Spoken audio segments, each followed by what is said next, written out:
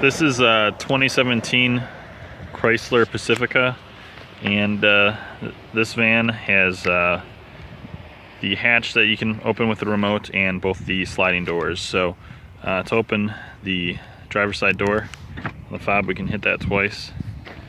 See, it slides open. Same thing with the passenger side. Hit that fob twice, and the passenger side opens as well.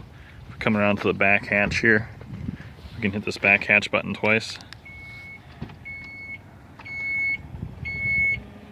The back hatch opens. If we hit it twice again, you see the back hatch will close.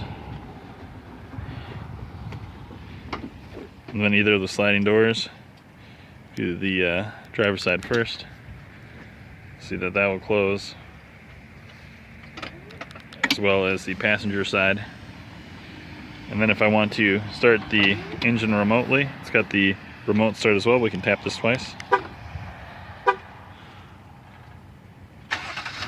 You'll hear it start up